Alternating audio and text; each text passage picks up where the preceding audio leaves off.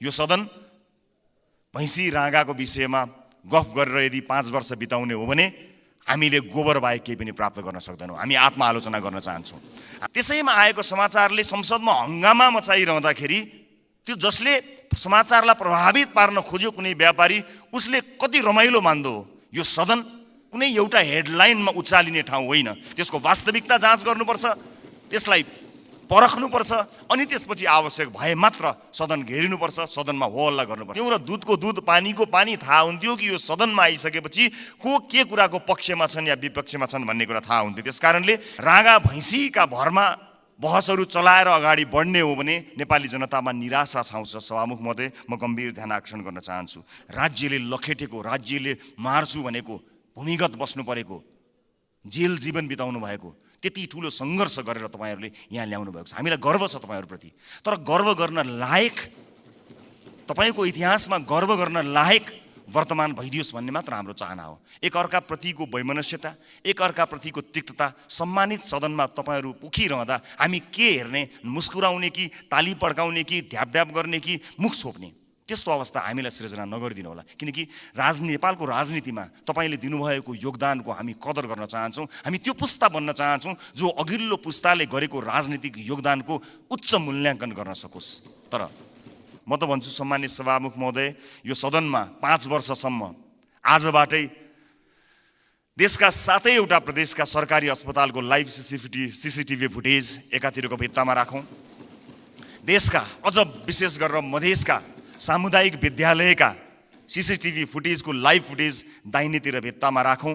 अनि बिचमा एउटा स्क्रिनको व्यवस्था गरौँ सभामुख महोदय, जहाँ करिब प्रत्येक दिन 5-6 हजारका दरले यो देशमा भविष्य छैन भनेर यो देशबाट निस्किएर गएका, त्रिभुवन अन्तर्राष्ट्रिय विमानस्थलमा लाइनबद्ध भएका नेपाली नागरिकको तस्बिर, त्यसको लाइभ फुटेज राखौँ र 5 वर्षपछि हामी हेरौँ बिफोर र आफ्टर भनेर। हामी संसद छिर्नु अगाडि ती विद्यालय कस्ता थिए, हामीले 5 वर्ष यो सदनमा बहस गरेर ती विद्यालयलाई कस्ता बनायौँ, यो देशको स्वास्थ्य नीति कस्तो हुन्छ भन्ने कुरामा बहस गरौँ।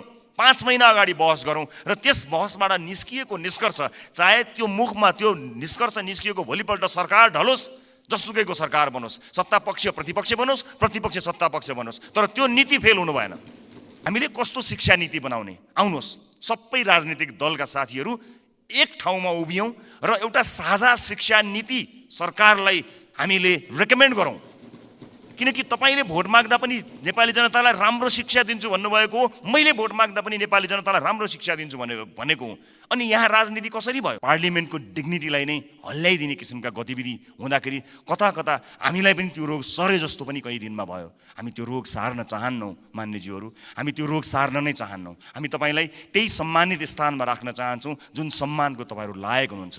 हामी नयाँ पुस्ताका राजनीतिज्ञहरूलाई तपाईँहरूले एउटा यस्तो संस्कारको विकास गरिदिनुहोस्, एउटा यस्तो संस्कार दिनुहोस् ताकि हामी भोलि पनि गर्व गर्न सकौँ कि हामीले यो तपाईँबाट सिकेका हौँ। हामीले नेपाली कङ्ग्रेसबाट सिक्यौँ, हामीले नेकपा एमालेबाट सिक्यौँ, हामीले नेकपा माओवादीबाट सिक्यौँ भनेर हामीले भन्न सकौँ, मधेसवादी दलहरूबाट सिक्यौँ, जसपाबाट सिक्यौँ भन्न सकौँ, हामीले नेताहरूको नाम लिएर भन्न सकौँ यी नेताहरूबाट हामीले सिकेको हो नि भन्न सकौँ। घर मूल्य हिसाब देखाए जस्तो सबैको आम्दानीको वृद्धि दर एउटै कसरी हुनसक्छ सभामुख महोदय? जस्तै सरकारले दिने पारिश्रमिकको कुरा, त्यसको वृद्धि दर सरकारले निर्धारण गर्छ। व्यापारबाट हुने आम्दानीको त्यसको चाहिँ बजारको व्यवस्थापनले निर्धारण गर्छ। वैदेशिक रोजगारीमा हुने कुरा, कुल राजस्व र गैर करको वृद्धि एउटै कसरी हुन्छ? 4 अझै उदेक लाग्दो चाहिँ कर र गैर कर जसको आधार र प्रकृति बिल्कुल भिन्न हुन्छ, यिनीहरूको वृद्धि दर कसरी एउटै हुन्छ?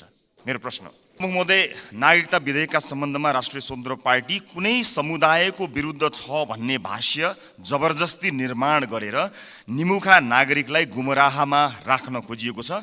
त्यसो गर्नेहरूलाई म यति मात्र भन्न चाहन्छु कि राजनीतिसँग कुनै सरोकार र भोट बैंकको कुनै आवश्यकता नहुँदा पनि प्राकृतिक विपत्ति, वैदेशिक रोजगारीका समस्या र मिटर ब्याज जस्ता विषयमा आवाजविहीन मधेसी जनताको पक्षमा हामी उभिएको संसार साक्षी छ।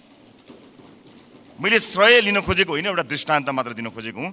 मलाई नागरिकले नागरिकता नपाउनुको पीडा थाहा छ, साँच्चै नै थाहा छ। कुनै पनि मेरो र तपाईँको जति नै सुनिश्चित छ हुनुपर्छ सभामुख महोदय।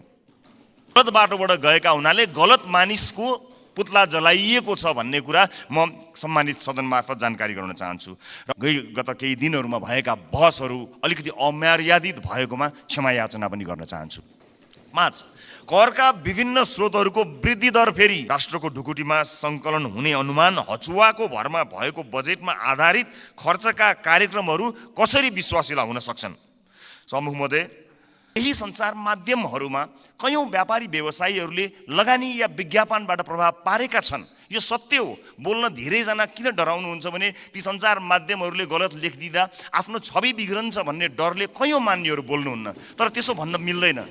यदि यसको स्पष्ट र विश्वास लाग्दो आधार नेपाली जनता सामु आएन भने सत्ता पक्षका माननीय सांसदहरूले यो बजेटलाई कुन नैतिकताले पास गर्नुहुन्छ होला? मैले गम्भीर प्रश्न खडा गरेको छु। सम्मानित सभामुख महोदय, राष्ट्रिय स्वतन्त्र पार्टी यो सदनमा उपस्थित भइसकेको छ। विगतमा जे भए पनि अब त्यसरी नचलोस्। माननीय अर्थमन्त्रीज्यूले मैले उठाएका प्रश्नहरूको विश्वासिलो केही दिन अगाडि भयो। त्यो बहस यदि निरन्तरता हुने हो भने सम्मानित सभामुख महोदय मार्फत भन्न चाहन्छु, म चाहिँ नेपाली जनतालाई अनुहार देखाउने हैसियतको रहने छैन र रचनात्मक प्रतिपक्षको भूमिका निर्वाह गर्दै उहाँको संशोधित बजेटलाई पारित गराउन फेरि अग्रणी भूमिका निर्वाह गर्नेछौँ।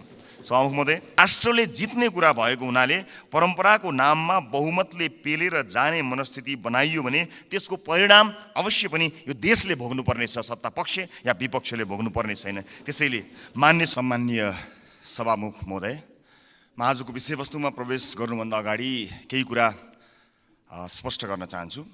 जनतामा भ्रमित हुने गरी जबरजस्ती फैलिएका प्रोपागान्डाहरूको प्रतिकार गर्न र सत्य सन्देश प्रवाह गर्नका लागि एक जिम्मेवार जनप्रतिनिधिका हैसियतले आफ्नो दृष्टिकोण जनता समक्ष पुर्याउने थलो पनि संसद भएका हुनाले म यो अनुमति चाहन्छु। सभामुख महोदय, नागरिकता विधेयकका सम्बन्धमा राष्ट्रिय स्वतन्त्र पार्टी कुनै समुदायको विरुद्ध छ भन्ने भाष्य जबरजस्ती निर्माण गरेर निमुखा नागरिकलाई गुमराहमा राख्न खोजिएको छ। त्यसो गर्नेहरूलाई म यति मात्र भन्न चाहन्छु कि राजनीतिसँग कुनै सरोकार र भोट बैंकको कुनै आवश्यकता नहुँदा पनि प्राकृतिक विपत्ति, वैदेशिक रोजगारीका समस्या र मिटर ब्याज जस्ता विषयमा आवाजविहीन मधेसी जनताको पक्षमा हामी उभिएको संसार साक्षी छ। मैले श्रेय लिन खोजेको होइन, एउटा दृष्टान्त मात्र दिन खोजेको हुँ। सम्माननीय सभामुख महोदय, मलाई नागरिकले नागरिकता नपाउनुको पीडा थाहा छ, साँच्चै नै थाहा छ। कुनै पनि नेपाली नागरिक नागरिकताबाट वञ्चित हुनु हुँदैन, त्यो उसको नैसर्गिक अधिकार हो। जन्मसिद्ध नेपाली नागरिकका सन्तान र एकल आमाहरूका सन्तानको नागरिकताको अधिकार मेरो र तपाईँको जति नै सुनिश्चित छ हुनुपर्छ। सभामुख महोदय, मात्र वैवाहिक अङ्गीकृतका विषयमा मौन रहेका हुनाले यसबारेमा छलफल चलाउन खोजिएको हो र सम्मानित सभामुख महोदय मार्फत म जानकारी गराउन चाहन्छु। एकल आमाका सन्तानले नागरिकता लिँदा आमाले बाबुको पहिचान नै नखुलेको स्व घोषणा गर्ने व्यवस्था हाम्रा आमा दिदीबहिनीहरूको आत्मसम्मान विपरीत छैन? यो यस्ता प्रश्नहरूको विषयमा पनि सोचौँ भनेको हामीले। विधेयक संसदमा आएको भए हामी छलफल गर्थ्यौँ, स्वामित्व लिन्थ्यौँ।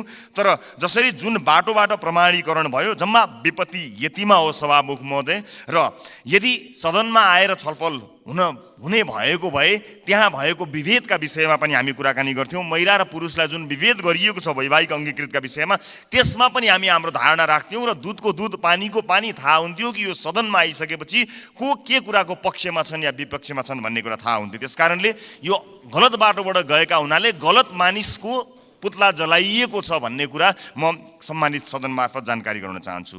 र अर्को महत्त्वपूर्ण कुरा सम्मानित सभामुख मार्फत भन्न चाहन्छु कि हामीले पार्लियामेन्टको डिग्निटी राख्नलाई कहीँ कतै चुकिरहेका त छैनौँ, यसबारेमा पनि अलिकति ध्यान आकर्षण गराउन चाहन्छु। सभामुख महोदय, जस्ता हामीहरूले छलफल गऱ्यौँ, हामी नयाँ राजनीतिक दलका हिसाबमा चाहे ती हाम्रा पक्षबाट आएका हुन् या अन्य राजनीतिक दलबाट आएका विषयहरू हामी काहीँ न काहीँ लज्जित भएका छौँ। यो सदन भैँसी राँगाको विषयमा गफ गरेर यदि 5 वर्ष बिताउने हो भने हामीले गोबर बाहेक केही पनि प्राप्त गर्न सक्दैनौँ। हामी आत्मआलोचना गर्न चाहन्छौँ। हाम्रा दलबाट पनि भएका कमी कमजोरीलाई आत्मआलोचना गर्न चाहन्छौँ र नयाँ राजनीतिक दलका रूपमा हामी एउटा नयाँ अभ्यास लिएर आएका छौँ। हामीले आज बजेटमा कुराकानी गरिरहँदा, राष्ट्रका महत्त्वपूर्ण मुद्दामा कुराकानी गरिरहँदा आम सर्वसाधारणमा संसदबाट गएको सन्देश राम्रो सन्देश गएको छैन। म आफ्नो भागको ब्लेम, आफ्नो भागमा परेको जुन दुःख छ त्यो आफ्नो जिम्मेवार हुन चाहन्छु र आफ्नो राजनीतिक दलका तर्फबाट गत केही दिनहरूमा भएका बहसहरू अलिकति अमर्यादित भएकोमा क्षमा याचना पनि गर्न चाहन्छु। सामान्य सभामुख महोदय, म अब विषयवस्तुमा प्रवेश गर्न चाहन्छु। आगामी आर्थिक वर्ष 80-81 का लागि सरकारले गत 1 महिनामा विनियोजन विधेयकका प्राथमिकता, त्यसपछि नीति तथा कार्यक्रम अनि अहिले बजेट बारेमा बजेट प्रस्तुत गरेको छ। यी कार्यक्रमहरू हेर्दा मनमा एउटा प्रश्न जन्मिएको छ सभामुख महोदय। सरकारले प्रस्तुत गरेको यो विनियोजन विधेयकका प्राथमिकता, नीति तथा कार्यक्रम र बजेट एउटै सरकारले ल्याएर आएको हो कि फरक सरकारको पालामा आएको भन्ने कुरामा म चाहिँ अलिकति दोधारमा परेको छु। किनभने यी कार्यक्रमहरूबीच तालमेल कहीँ कतै भेटिएको छैन। यसबारेमा छुट्टै बहस गरौँला। तर अहिले म बजेटमा केन्द्रित भई केही कुराहरू राख्न चाहन्छु। सामान्य सभामुख महोदय, एउटा उदाहरण मात्र यहाँ प्रस्तुत गर्न चाहन्छु। मान्नुहोस् कुनै एउटा परिवार छ, त्यो परिवारका 4 सदस्यले कमाउँछन्। एकजना सरकारी जागिरे छ भन्ठान्नुहोस्, एकजना कृषि कार्य गर्छ, एउटा खुद्रा पसल चलाउँछ, अर्को एउटा वैदेशिक रोजगारीमा जान्छ।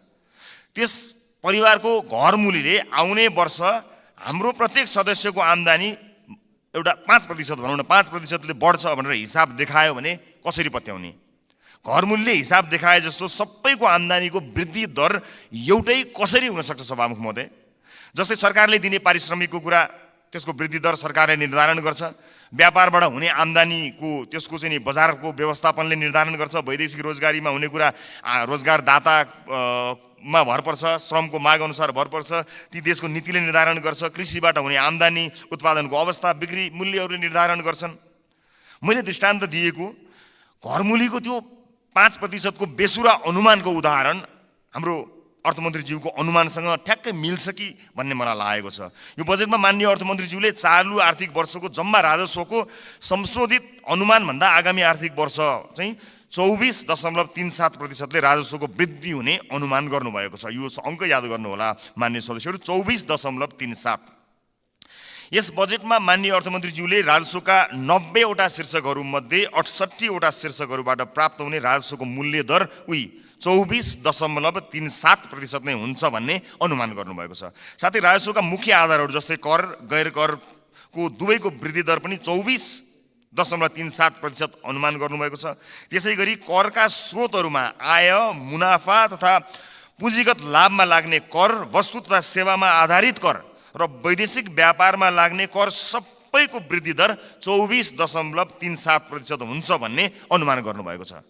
सामान्य सभामुख महोदय, होलसेलमा गरिएको यस्तो अनुमानबाट यो पुष्टि हुन्छ कि यो बजेटको लेखन एउटा झारा टार्ने काम र एउटा गैर जिम्मेवारी काम भएको अथवा हेलचेक्राइपूर्ण ढङ्गबाट गरिएको हो कि भन्ने आशंका गर्ने प्रशस्त ठाउँहरू रहेको छ। यद्यपि यो रेभेन्यू फोरकास्टरको रूपमा म आफूलाई प्रस्तुत गरिरहेको छैन र यो रेभेन्यू फोरकास्टिङको विज्ञ पनि म होइन। तर यसरी यो कुनै एउटा कम्प्युटरमा एउटा एक्सेल सिटमा चालु आर्थिक वर्षको अङ्क राखेर त्यसमा चाहिँ 24.37% जोडेर राजस्व वृद्धिको अनुमान, यो चाहिँ जो कोहीले पनि गर्न सक्ने म देख्दछु। फेरि पनि म जोड लगाउँछु कि म रेभेन्यू फोरकास्टिङको विज्ञ चाहिँ होइन। यस्तो हचुवाको भरमा अनुमानित बजेट प्रस्तुत गर्नलाई विद्वान अर्थमन्त्री अथवा विद्वान अर्थ मन्त्रालयका उच्च पदस्थ अधिकारीहरूको आवश्यकता पर्दैन भन्नका लागि चाहिँ रेभेन्यू फोरकास्टर हुनु पर्दैन भन्ने मलाई लाग्दछ। सभामुख महोदय, मैले नेपालको विगत केही वर्षको राजस्व, कर र गैर करका वृद्धि दर पनि हेरेको छु, जसमा कुनै पनि वर्ष हाम्रो राजस्वको वृद्धि दर, करको वृद्धि दर र गैर करको वृद्धि दर समान छँदै छैन। सभामुख महोदय, बजेट निर्माण प्रक्रियामा राजस्वको अनुमान नै यस्तो प्रमुख आधार स्तम्भ हो जसको आधारमा विभिन्न क्षेत्रमा गरिने खर्च तय गरिन्छ। चालु आर्थिक वर्षको प्रक्षेपित राजस्व करिब 14 खर्ब उठ्न नसक्ने भई संशोधित अनुमान करिब 11 खर्बमा झार्नु परेको यो विषम अवस्थामा अर्थमन्त्रीज्यूले आगामी आर्थिक वर्षको बजेट प्रस्तुत गरिरहँदा जम्मा राजस्वको करिब 93% भन्दा बढी उठ्ने अनुमान गरिएको राजस्वका शीर्षकहरूबाट प्राप्त हुने राजस्वको वृद्धि दर एउटै 24.37% हुने अनौठो अनुमानले हामीलाई कहाँ पुर्याउने हो भन्ने एउटा ठूलो प्रश्न खडा भएको छ। चालु आर्थिक वर्षमा लक्ष्य अनुसार राजस्व सङ्कलन हुन नसक्दाको परिणाम स्थानीय तहमा हस्तान्तरण हुने समानीकरण अनुदानको 50% कटौती गर्ने अवस्थामा सरकार पुगेको सर्वविदितै छ। यस्तो हचुवाको भरमा प्रक्षेपण गरिएको राजस्वमा आधारित आगामी वर्षको बजेटले हामीलाई यो मुलुकलाई कहाँ पुर्याउने हो ठुलो प्रश्न खडा भएको छ। राष्ट्रको ढुकुटीमा सङ्कलन हुने अनुमान हचुवाको भरमा भएको बजेटमा आधारित खर्चका कार्यक्रमहरू कसरी विश्वासिला हुन सक्छन्? सभामुख महोदय, मेरा पार्टीका मान्य सदस्यहरूले बजेटका कार्यक्रमको बारेमा पनि आफ्नो मन्तव्य राखिरहँदा हाम्रो पार्टीको धारणा पनि राख्नुभएकै छ र म पुनः दोहोऱ्याउँदै यो गरिमामय सदनको समय बर्बाद गर्नतिर लाग्दिनँ। तसर्थ सम्माननीय सभामुख महोदय मार्फत हाम्रा विद्वान अर्थमन्त्रीज्यूलाई विश्वमा इमान्दार, मेहनती र कर्तव्यनिष्ठ भनी पहिचान बनाएका सम्पूर्ण नेपाली आमा बुवा दाजुभाइ तथा दिदीबहिनीहरूको जनप्रतिनिधिको हैसियतले केही प्रश्नहरू राख्न चाहन्छु। 1, कर र गैर करलाई प्रभाव पार्ने विषयवस्तु र क्षेत्र फरक हुन्छन् भने एउटै दरमा वृद्धि कसरी सम्भव हुन्छ? 2, कुल राजस्व र कर वृद्धिको दर एउटै कसरी हुन्छ? 3, कुल राजस्व र गैर करको वृद्धि एउटै कसरी हुन्छ? 4, अझै उदेक लाग्दो चाहिँ कर र गैर कर जसको आधार र प्रकृति बिल्कुल भिन्न हुन्छ, यिनीहरूको वृद्धि दर कसरी एउटै हुन्छ? मेरो प्रश्न। 5, करका विभिन्न स्रोतहरूको वृद्धि दर फेरि एउटै कसरी हुन्छ? 6, राजस्वका 90 शीर्षकहरूमध्ये 68 वटा शीर्षकहरूबाट प्राप्त हुने राजस्वको वृद्धि दर एउटै कसरी हुन्छ?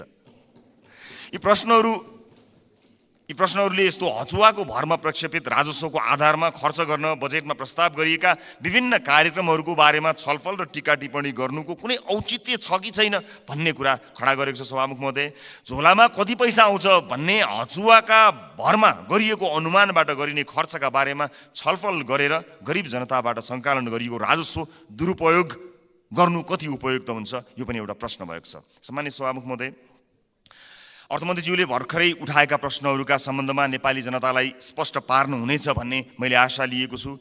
यदि यसको स्पष्ट र विश्वास लाग्दो आधार नेपाली जनता सामु आएन भने सत्ता पक्षका माननीय सांसदहरूले यो बजेटलाई कुन नैतिकताले पास गर्नुहुन्छ होला, मैले गम्भीर प्रश्न खडा गरेको छु। सम्मानित सभामुख महोदय, राष्ट्रिय स्वतन्त्र पार्टी यो सदनमा उपस्थित भइसकेको छ। विगतमा जे भए पनि अब त्यसरी नचलोस्।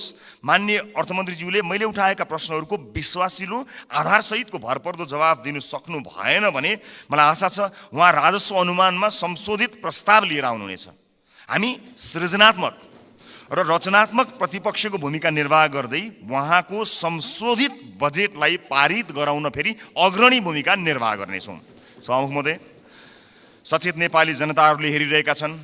बहुमतको आधारमा यस्तो हचुवाको भरमा अनुमान गरिएको राजस्वमा आधारित बजेटलाई पास गरेर अघि जाने हो भने यसको जिम्मेवारी पास गर्नुहुने सम्पूर्ण माननीयज्यूहरूले लिनुपर्नेछ।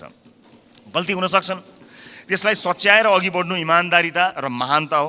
भएको गल्तीलाई सच्याउन सत्तापक्ष र प्रतिपक्ष नभई हामी कुनै अर्को पक्ष भइराख्नु पर्ने छैन, एकै ठाउँमा उभिन सकिन्छ। यो राष्ट्रले जित्ने कुरा भएको हुनाले परम्पराको नाममा बहुमतले पेलेर जाने मनस्थिति बनाइयो भने त्यसको परिणाम अवश्य पनि यो देशले भोग्नुपर्ने छ, सत्ता पक्ष या विपक्षले भोग्नुपर्ने छैन। त्यसैले मान्य सदस्यहरूले तथ्यमा आधारित भएर आफ्ना विवेक प्रयोग गर्नुहुनेछ भन्ने कुरामा मैले आशा राखेको छु र एउटा आशंका उब्जिएको छ। म सभामुख मार्फत माननीय अर्थमन्त्रीज्यूलाई सोध्न चाहन्छु, स्पष्ट पारिदिनु होला कि यसपटकको विकास बजेट डडेलधुरामा कति पार्नु भएको छ, नुवाकोटमा कति पार्नु भएको छ, गोर्खामा कति पार्नु भएको छ? एउटा गम्भीर प्रश्न खडा भएको छ। सुनिए अनुसार र केही डाटाहरू सार्वजनिक भए भन्दा अगाडै यसको तथ्य जाँच गर्नु अगाडिको आशंकाको प्रश्न हो मेरो। लगभग 40देखि 50% विकास बजेट डडेलधुरा, नुवाकोट र गोर्खाका लागि छुट्याइएको जानकारी आएको छ। हामी अरूबाट सुन्न चाहँदैनौँ। सञ्चार माध्यमका हेडलाइनको तथ्य जाँच हामी गर्दै गरौँला, तर म माननीय अर्थमन्त्रीज्यूबाट यसको जवाफ चाहन्छु। बताइदिनु होला डडेलधुरा, नुवाकोट र गोर्खामा कति बजेट छुट्याइएको छ, अनि मधेसलाई बजेटमा गरिएको विभेदका बारेमा कतिको जानकार हुनुहुन्छ, एकपटक बताइदिनु होला। सम्मानित सदनमा स्क्रिनहरूमा हामी बोलेको आवाज राखिएको छ। हामीले बजेटमा कुराकानी गरिरहँदा यो देशको भविष्य निर्माण गर्छौँ भनेर हामीले ब्यालेटको बाटो हुँदै यही सदन छिरेर परिवर्तन गरेरै छाड्छौँ भनेर प्रतिबद्धता गरेर आइरहँदा सदनमा भइरहने बहसहरूले यतिखेर सरकारी अस्पतालहरूमा भएको अवस्था हामीले सम्बोधन गर्न सकेका छौँ। म त भन्छु सम्मानित सभामुख महोदय, यो सदनमा 5 वर्षसम्म आजबाटै देशका 7वटा प्रदेशका सरकारी अस्पतालको लाइभ सीसीटीभी फुटेज एकातिरको भित्तामा राखौँ। देशका अझ विशेष गरेर मधेसका सामुदायिक विद्यालयका सीसीटीभी फुटेजको लाइभ फुटेज दाहिनेतिर भित्तामा राखौँ। अनि बिचमा एउटा स्क्रिनको व्यवस्था गरौँ सभामुख महोदय, जहाँ करिब प्रत्येक दिन 5-6 हजारका दरले यो देशमा भविष्य छैन भनेर यो देशबाट निस्किएर गएका त्रिभुवन अन्तर्राष्ट्रिय विमानस्थलमा लाइनबद्ध भएका नेपाली नागरिकको तस्बिर, त्यसको लाइभ फुटेज राखौँ र 5 वर्षपछि हामी हेरौँ बिफोर र आफ्टर भनेर। हामी संसद छिर्नु अगाडि ती विद्यालय कस्ता थिए, हामीले 5 वर्ष यो सदनमा बहस गरेर ती विद्यालयलाई कस्ता बनायौँ। ती अस्पतालहरू विशेष गरेर बालबालिकाको हुने ती नजिकैको कान्ति बाल अस्पताल गए पनि हुन्छ, संसदपछि सबैजना जाउँ। त्यो अस्पताललाई हामीले 5 वर्ष यो सदनमा विभिन्न कोही कसैले असाध्यै नरम बनेर असाध्यै असल ज्ञानी प्राणी बनेर, कसैले हामी जस्ता चर्का आवाजमा बोलेर, जसले जसरी बोले ता भए पनि हामीले गरेको नीति निर्माणले 5 वर्ष अघि र 5 वर्ष पछाडि के फरक पर्यो भन्ने कुरा यो स्क्रिनमा राखौँ र त्यसपछि 5 वर्षपछि आउने सदनलाई त्यो स्क्रिनको अर्को दृश्य हस्तान्तरण गर्ने प्रतिबद्धता व्यक्त गरौँ।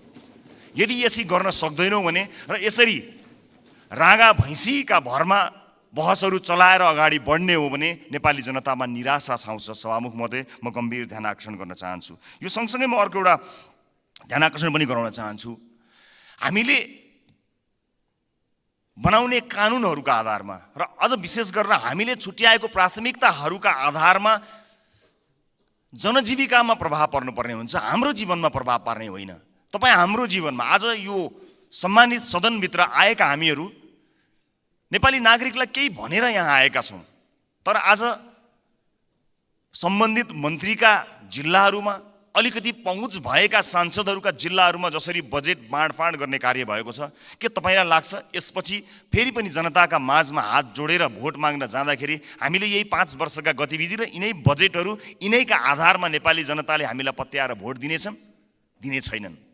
यदि नेपाली जनताले विवेक प्रयोग गरे भने दिने छैनन्। र जुन किसिमको बहस सम्मानित सदनमा केही दिन अगाडि भयो, त्यो बहस यदि निरन्तरता हुने हो भने सम्मानित सभामुख महोदय मार्फत भन्न चाहन्छु, म चाहिँ नेपाली जनतालाई अनुहार देखाउने हैसियतको रहने छैन। त्यसकारणले यो सदनमा हुने बहस अत्यन्त महत्त्वपूर्ण बनोस्, यहाँ हुने सरसल्लाहहरू महत्त्वपूर्ण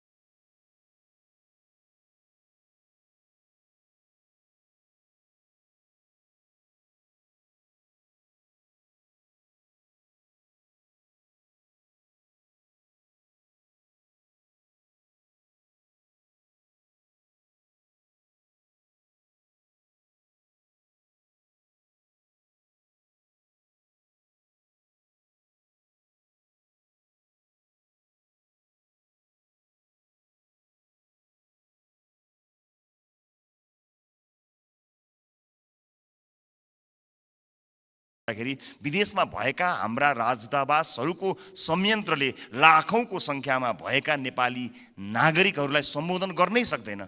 यहाँ केही गरौँ भन्दा गर्न पाएका छैनन्। देशै छोडेर जाँदा परदेशमा पनि दुःख पाएर बसेका छन्। मुलुकको समाजको वास्तविक समस्यासँग हाम्रो नीति, हाम्रो बजेट, हाम्रो कार्यक्रम कसरी अलग हुन सक्छ? सभामुख महोदय, समाजको चरित्र भन्दा, समाजले भोगेको पीडा भन्दा हामीले यहाँ गर्ने डिस्कसन, तपाईँ हामीले गर्ने संवाद कसरी फरक हुन सक्छ? सभामुख महोदय, समाजले भोगेको पीडालाई मलम लगाउन नसक्ने गरी हामीले गर्ने संवादको के अर्थ हुन्छ? सभामुख महोदय, त्यसकारणले म विनम्रतापूर्वक अनुरोध गर्न चाहन्छु सभामुख महोदय मार्फत कि नेपाली जनताको पीडालाई, नेपाली जनताले आज भोगेका समस्याहरूलाई त्यसलाई महसुस गरेर, त्यसलाई लिपिबद्ध गरेर हामीले बजेटमा ध्यान दिनुपर्छ। र अन्त्यमा आगामी वर्षका लागि हामीले यसो गर्न सक्छौँ कि सानो एउटा सुझाव सहित म बिदा माग्छु।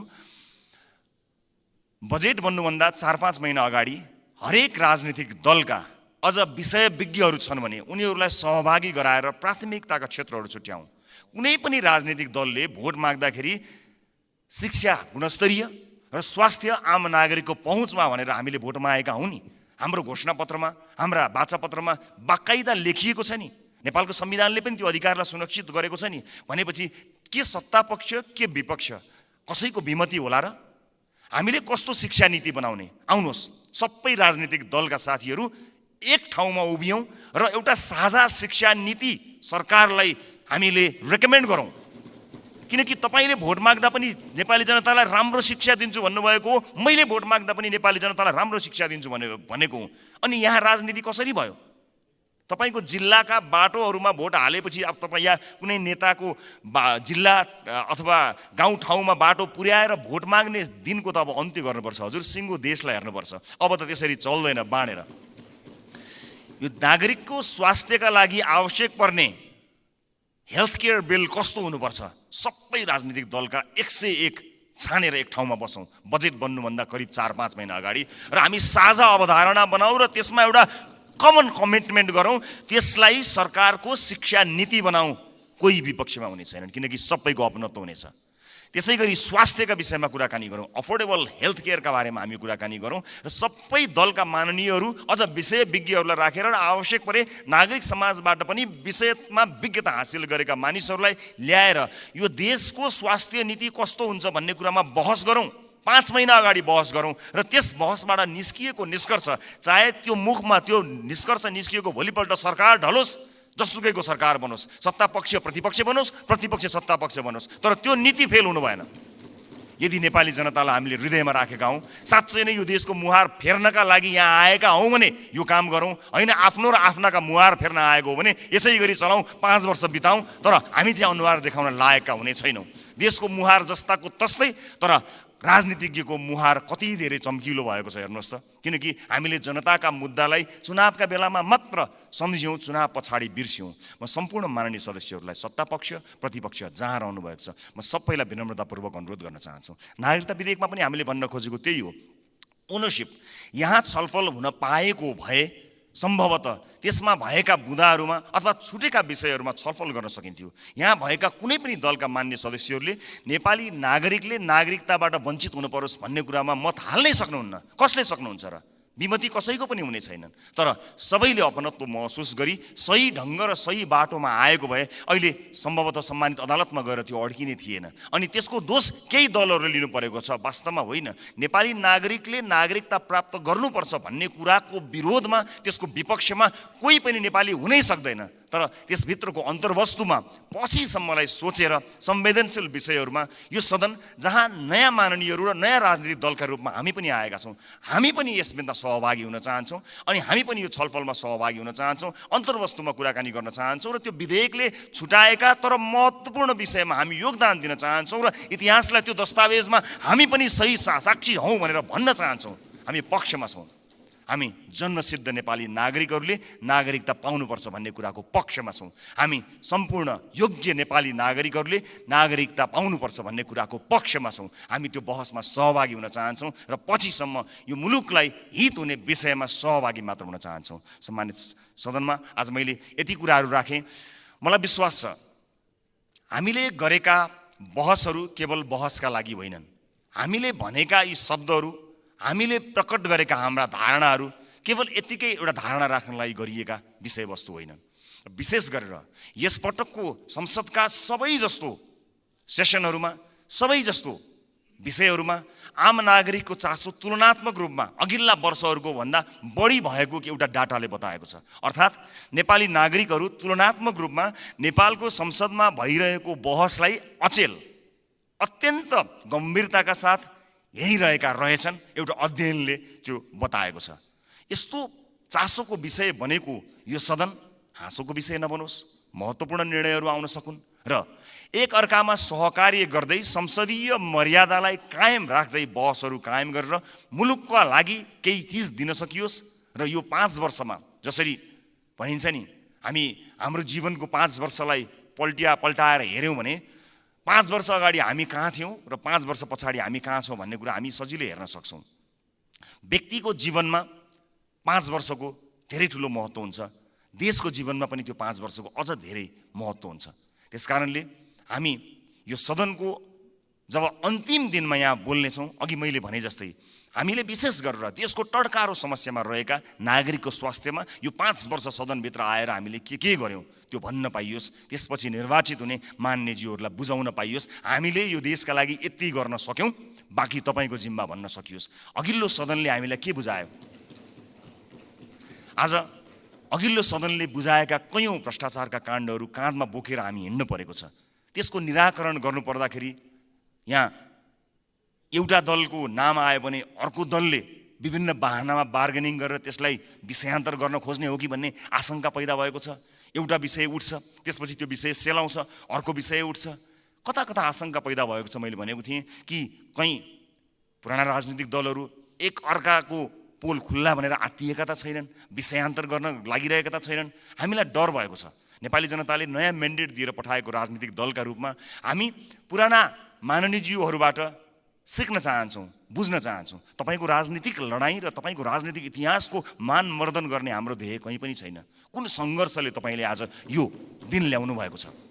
हामी त सजिलै राजनीतिमा आयौँ। साँच्चै भन्नुपर्दा हामीलाई राजनीतिमा त्यो सङ्घर्ष गर्नु परेन। तपाईँहरू त राज्यले लखेटेको, राज्यले मार्छु भनेको, भूमिगत बस्नु परेको, जेल जीवन बिताउनु भएको त्यति ठुलो सङ्घर्ष गरेर तपाईँहरूले यहाँ ल्याउनु भएको छ। हामीलाई गर्व छ तपाईँहरूप्रति। तर गर्व गर्न लायक, तपाईँको इतिहासमा गर्व गर्न लायक वर्तमान भइदियोस् भन्ने मात्र हाम्रो चाहना हो। एक अर्काप्रतिको वैमनस्यता, एक अर्काप्रतिको तिक्तता सम्मानित सदनमा तपाईँहरू उखिरहँदा हामी के हेर्ने? मुस्कुराउने कि ताली पड्काउने कि ढ्याप गर्ने कि मुख छोप्ने? त्यस्तो अवस्था हामीलाई सृजना नगरिदिनु होला। किनकि नेपालको राजनीतिमा तपाईँले दिनुभएको योगदानको हामी कदर गर्न चाहन्छौँ। हामी त्यो पुस्ता बन्न चाहन्छौँ जो अघिल्लो पुस्ताले गरेको राजनीतिक योगदानको उच्च मूल्याङ्कन गर्न सकोस्। तर सम्मानित सदनमा एउटा पार्लिमेन्टको डिग्निटीलाई नै हल्लाइदिने किसिमका गतिविधि हुँदाखेरि कता कता हामीलाई पनि त्यो रोग सरे जस्तो पनि कहीँ दिनमा भयो। हामी त्यो रोग सार्न चाहन्नौँ मान्यज्यूहरू, हामी त्यो रोग सार्न नै चाहन्नौँ। हामी तपाईँलाई त्यही सम्मानित स्थानमा राख्न चाहन्छौँ जुन सम्मानको तपाईँहरू लायक हुनुहुन्छ।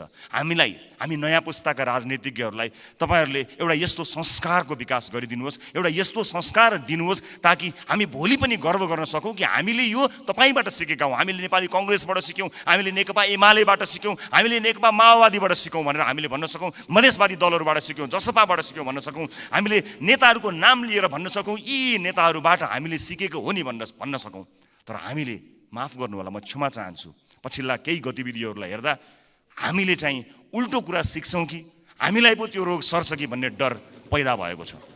म सभामुख मार्फत सम्मानित सदनलाई यति भन्न चाहन्छु कि नीति कार्यक्रमहरू बन्दा, कानुनहरू बन्दा, बजेटहरू बन्दा नेपाली जनतालाई मूलधारमा राखियोस्, देशको वर्तमान समस्यालाई मूलधारमा राखियोस्। वैदेशिक रोजगारीले गाँजेको यो देश यसका मूल समस्याहरूलाई मध्यनजर नराखिकन त्यसलाई नजरअन्दाज गरेर आँखा चिम्लिएर कहीँ पनि पुग्न सकिँदैन। त्यसकारणले नागरिकको स्वास्थ्य, नागरिकको शिक्षा र सामाजिक न्यायका पक्षमा उभिन सक्ने बनोस् बजेट, यही भन्न चाहन्छु। र म जाँदै सभामुख महोदय, मैले अघि एउटै दर रेट भएको यो डकुमेन्ट म शीर्ष नेताहरूलाई म उपलब्ध गराउन चाहन्छु। यसले देखाउनेछ 24.37% जुन मैले डाटा प्रस्तुत गरेँ त्यो म अझ स्पष्ट हुने गरी एक एकवटा प्रमुख राजनीतिक दल र अर्थमन्त्रीज्यूलाई जाँदा जाँदै हस्तान्तरण गर्नेछु। हस्, धन्यवाद, नमस्कार।